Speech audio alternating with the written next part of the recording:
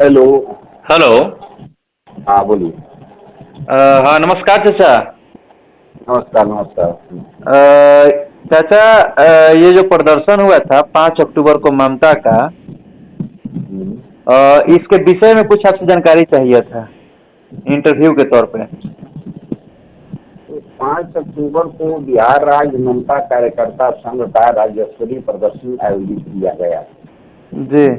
हम ममता की समस्याओं और मांगों के संबंध में बताने के पहले आपको ये बताना चाहते हैं कि जो प्रसव इसका का मुख्य कार्य मांग क्या है, था चाचा? मांग के बारे में थोड़ा पहले इसके संबंध में मांग पर आने के पहले हम ये आपको चैनल के माध्यम से बताना चाहते हैं जी। कि ममता महादलित परिवार रविदास परिवार की महिलाएं हैं।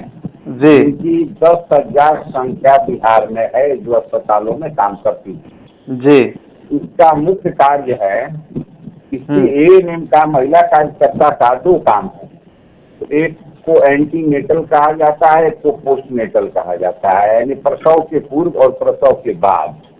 जी। तो जो प्रसव के बाद का कार्य है उसका संपादन ममता करती है, और ये सारे की सारे महादलित परिवार की महिलाएं हैं। और शुरुआती दौर में ही जब कोई संस्थागत प्रसव नहीं होता था, गांव में ही जब प्रसव होता था, उस समय भी प्रसव कराने में सहयोगिनी की भूमिका के रूप में कमाइन ही कार्य करती थी। जो 77 में गैर कांग्रेसी सरकार जो पहली बनी, जिसके स्वास्थ्य मंत्री लोकबंधु राजनारायण जी थे, जी। उन्होंने इन लोगों को जो ग्रामीण कमाइन थी उसको प्रशिक्षण दिया 3 महीने का, और उसका नाम हुआ प्रशिक्षित प्रसव सेविका। चाचा, चाचा, हाँ। थोड़ा सा स्पीकरवा के पास में ले ली मोबाइलवा के। अच्छा, प्रशिक्षित प्रसव सेविका इन लोगों का नाम हुआ। जी। और ये लोग को एक किट बॉक्स दिया गया जिसमें नार काटने के लिए ब्लेड दिया गया, जीबी पेंट दिया गया, लेकिन इसके एवज में इन लोगों को कोई राशि नहीं दी जाती थी। हम लोगों ने संघर्ष किया और 50 रुपया प्रत्येक प्रसव की मांग किया, जिसको लालू जी ने मुख्यमंत्री के रूप में 100 रुपया देने का समझौता किया, राबड़ी देवी ने भी समझौता किया, लेकिन 100 नया पैसा भी नहीं मिला। जी। इसके बाद जब संस्थागत प्रसव का जोर हुआ और आशा का चयन हो गया, तो वो प्रशिक्षित प्रसव सेविका और गांव की कमाइन के सारे काम ठप पड़ गए। हम लोगों ने संघर्ष चलाया, तो शुरुआती दौर में सदर अस्पतालों में और अनुमंडलीय अस्पतालों में ममता का चयन हुआ, और आगे आने वाले दिनों में आज प्राथमिक स्वास्थ्य केंद्रों तक ममता चयनित है। जी। ये है ममता का इतिहास, उनके जन्म का। जी। जी। ममता तो ये जो प्रदर्शन हुआ था चाचा 5 अक्टूबर को, इस पर सरकार क्या कार्रवाई की? अब हम इसके मांग पर आते हैं और सरकार पर आते हैं। जी। तो ममता को मिलता है, ममता की संख्या डिलीवरी के आधार पर रहता है, और 24/7 मैंने इन लोगों का ड्यूटी 3 शिफ्ट में होता है। यदि किसी मान लीजिए कि अस्पताल में, संदेश रेफरल अस्पताल में यदि इनकी संख्या 15 है, तो 5-5 का 3 शिफ्ट में ड्यूटी पड़ेगा, और एक डिलीवरी पर 300 रुपया मिलेगा। वह 300 रुपया व्यक्तिगत नहीं है। यदि एक शिफ्ट में 300 डिलीवरी एक हुआ और 5 ममता काम कर रही है, तो एक डिलीवरी का 300 सामूहिक हुआ, उसको 60 रुपया मात्र मिलेगा। जी।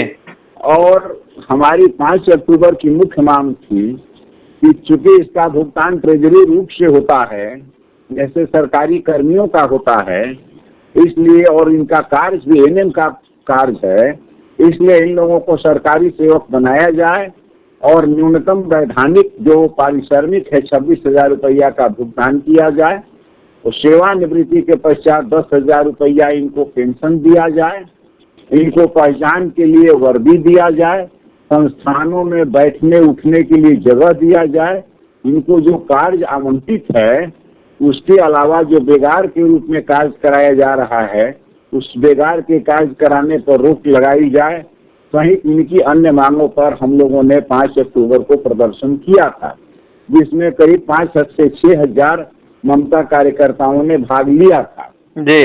और सबसे बड़ी बात यह है, दुख की बात, कि ये जो 300 रुपया प्रत्येक प्रसव मिलता है प्रोत्साहन राशि के रूप में, यह अभी 6 महीना से लेकर के साल भर तक का इनका भुगतान नहीं हो पाया है आवंटन के अभाव में।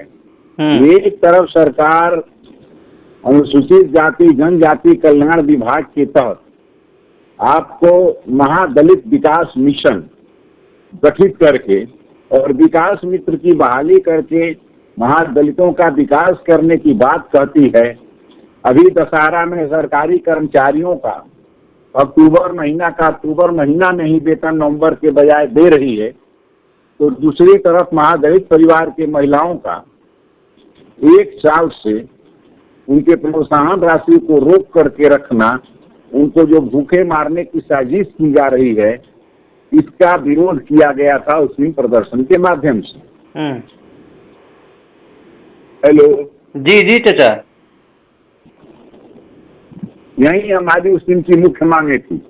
अच्छा, जो सरकार के संज्ञान में आया है जी, लेकिन अभी तक सरकार की तरफ से कोई पॉजिटिव कार्य नहीं किया गया है। अच्छा अच्छा, फिर आगे आप लोग का कार्य क्या होगा? यही योजना है कि 5 नवंबर को नीतीश बाबू पूरे बिहार के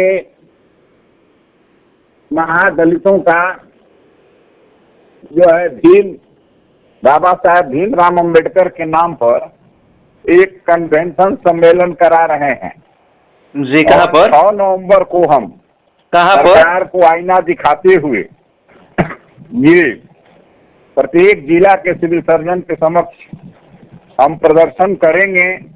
अपने प्रोत्साहन राशि के बकाया प्रोत्साहन राशि के भुगतान सहित जिन मांगों को हमने राज्य स्तरीय प्रदर्शन में रखा है, उन मांगों के समर्थन में हम प्रदर्शन करेंगे। ये प्रदर्शन कहाँ होगा? नीतीश कुमार का प्रदर्शन? सरकार के द्वारा जो जनगणना कराई गई है जी, वो जनगणना में ये जो रविदास परिवार है, चमार लोग हैं, इनकी संख्या 5% दर्शाई गई है जी। और 1 लाख बहाली तेजस्वी जी कहते हैं कि हम स्वास्थ्य विभाग में करेंगे जी।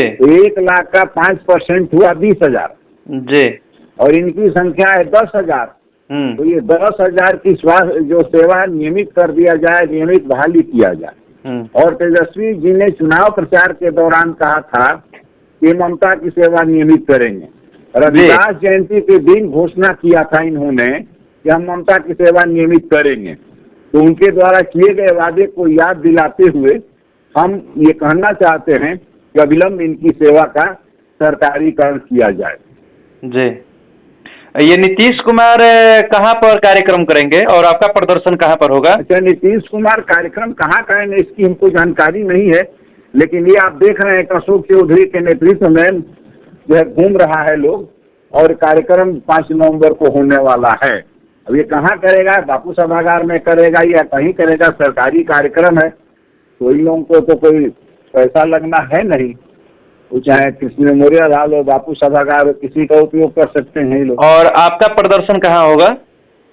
हमारा प्रदर्शन बिहार के 38 जिले के सिविल सर्जन के समक्ष आयोजित होगा जी, और सिविल सर्जन के माध्यम से हम अपर मुख्य सचिव स्वास्थ्य विभाग और कार्यपालक निदेशक राज्य स्वास्थ्य समिति को अपना मांग सिविल सर्जन के माध्यम से प्रेषित कराएंगे। और हम इसके पहले जो प्रदर्शन राज्य स्तरीय हुआ था, उसमें हमने माननीय मुख्यमंत्री बिहार सरकार को और माननीय उप मुख्यमंत्री स्वास्थ्य मंत्री बिहार सरकार को हमने मांग पत्र सौंपा है, और उसकी प्रतिलिपि हमने अपर मुख्य सचिव स्वास्थ्य विभाग और कार्यपालक निदेशक को भी दिया है, और पुनः हम इसको देंगे जी। यही रिजल्ट हमारा ममता के फ्रंट पर हमारा कार्य है, और हमारी स्पष्ट मान्यता है कि जब आपने जनगणना कराया है और आपका नारा है जिसकी जितनी संख्या भारी उसकी उतनी भागीदारी, तो जो बहाली होगा स्वास्थ्य विभाग में उसमें 5% ममता कार्यकर्ताओं का रिजर्व होना चाहिए, और जो आवंटन वेतन के मद में निकल रहा है स्वास्थ्य विभाग में उसमें भी 5% इनको मिलना चाहिए। जी, यही आपकी मांग है, आपकी संगठन की मांग है। करेंगे। साथ ही साथ जो स्वास्थ्य संस्थानों में छुआछूत इनके प्रति जो की भावना है उसके खिलाफ एवं इनके जो महादलित टोले हैं उस टोलों में जो सरकार ने घोषणा किया है कि हम राजीव गांधी ग्रामीण विद्युतीकरण योजना के तहत सभी टोलों को हम विद्युतीकरण करा देंगे, सभी बसावट के टोलों को मुख्य सड़क से जोड़ेंगे, इसकी भी मांग हम उठाएंगे। और जो भूमिहीन हैं उनको 10 डिसमिल जमीन दे करके और उनको प्रधानमंत्री आवास योजना के तहत उनको आवास बनाया जाए, इसकी भी मांग हम करेंगे। जी। हेलो। जी जी चाचा, यही हमारी लड़ाई है, यही हमारा उद्देश्य है। जी, ये 5 अक्टूबर का जो प्रदर्शन हुआ था उस प्रदर्शन में ये सब चीज आपकी सरकार के समक्ष रखी गई। ये सब सरकार के समक्ष रखी गई है और सरकार का जो कोई भी प्रदर्शन होता है तो इंटेलिजेंसिया ब्रांच के लोग आकर के मांग पत्र को ले जाते हैं और उसको गृह विभाग के माध्यम से संबंधित विभाग को जाता है और साथ ही साथ जिला नियंत्रण कक्ष के द्वारा मजिस्ट्रेट डिप्यूट किए जाते हैं, जो मजिस्ट्रेट ले जाकर के सरकार को मांग पत्र उपलब्ध कराते हैं। ये मजिस्ट्रेट के द्वारा और आईबी के द्वारा इंटेलिजेंसिया ब्रांच के द्वारा विभाग को उपलब्ध कराया जा चुका है और हम लोगों ने भी अलग से माननीय मुख्यमंत्री को, माननीय उप मुख्यमंत्री स्वास्थ्य मंत्री को और अपर मुख्य सचिव स्वास्थ्य विभाग को और साथ ही साथ हम लोगों ने जो कार्यपालक निदेशक राज्य स्वास्थ्य समिति हैं उनको हम लोगों ने मांग पत्र को प्रदर्शन के माध्यम से हस्तगत करा दिया है।